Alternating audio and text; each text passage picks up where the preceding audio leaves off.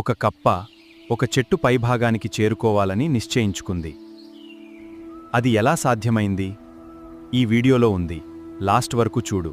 మీరు మీ లక్ష్యాన్ని చేరుకోవాలనంటే ప్రతికూల ఆలోచనలు, నిరుత్సాహపరిచే వారి మాటల పట్ల చెవిటివారిగా మారాలి. ఒక కప్ప ఒక చెట్టు పైభాగానికి చివరి వరకు చేరుకోవాలని ఆశపడింది.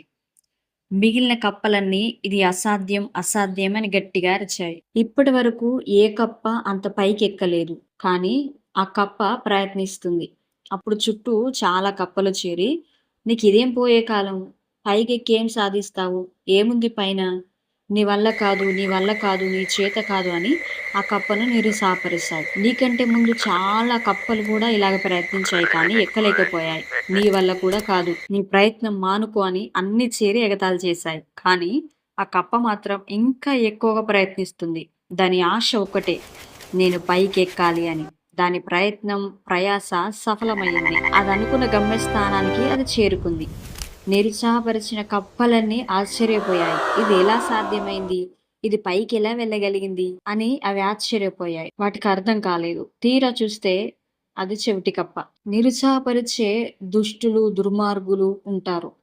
నీవు వారి కంటే ఎక్కువ ఉన్నత స్థితికి చేరుతావు అని అసూయతో నేను కూలద్రోసే ప్రయత్నం చేస్తారు. వారికి నువ్వు దూరంగా ఉండి వారి మాటలకు నువ్వు స్పందించకుండా ఈ చెవిటి కప్పలాగే నువ్వు ఉండగలిగితే అప్పుడే నీ ప్రయత్నాన్ని నువ్వు చేరుకోగలుగుతావు. నీ జీవిత పోరాటంలో నీవు గెలవగలవు.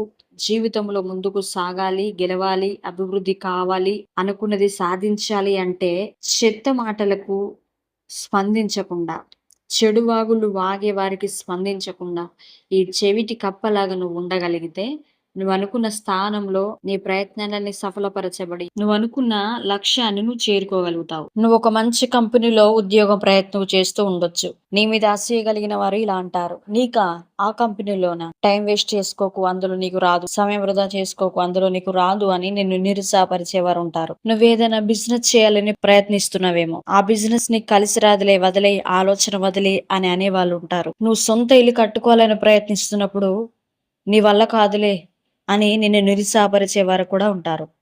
ఇలాంటి వారందరి మాటలను విని ఆ చెవిటి కప్పలాగే నీ ప్రయత్నం నువ్వు చేస్తూ ముందుకెళ్ళు. నువ్వు అనుకున్న లక్ష్యాన్ని నువ్వు చేరుకోగలుగుతావు. అది ఉద్యోగం అయి ఉండొచ్చు, బిజినెస్ అయి ఉండొచ్చు, ఇల్లు అయి ఉండొచ్చు, ఇంకేదైనా అయి ఉండొచ్చు. నిరుత్సాహపరిచే వారి మాటలు వినకుండా నీ లక్ష్యాన్ని చేరుకోవడానికి నీ ప్రయత్నాలు చేస్తూ వెళ్ళు. దేవుడు తప్పకుండా నువ్వు అనుకున్న స్థితిలో దేవుడిని నిలబెడతాడు. దేవుని వాక్యం ఇలాగ సెలవిస్తా ఉన్నది, నమ్ముట నీ వలనైతే నమ్ము వానికి సమస్తము సాధ్యము అని.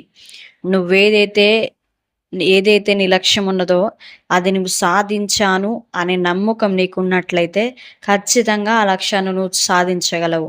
నిజంగా నువ్వు నమ్మినట్లయితే నీకున్న లక్ష్యం ఏదైతే ఉన్నదో అది నేను సాధించాను అని కామెంట్ చేయి. ఉద్యోగం కొరకు ప్రయత్నిస్తున్నావా, నాకు ఉద్యోగం వచ్చింది అని కామెంట్ చేయి. ఇల్లు కట్టుకోవాలని ప్రయత్నిస్తున్నావా, నేను ఇల్లు కట్టుకున్నాను అని కామెంట్ చేయి. దేవుడు తప్పకుండా ఆ ప్రయత్నం అంతట్లో దేవుడు నీకు తోడుగా ఉంటాడు. ఈ వీడియో చూస్తున్న నీతోనే దేవుడు మాట్లాడుతున్నాడు. నువ్వు అచీవ్ చేయాలనుకుంటున్న గోల్స్ ఏవైతే ఉన్నావో అవి నువ్వు కామెంట్ బాక్స్ లో రాసి చూడు.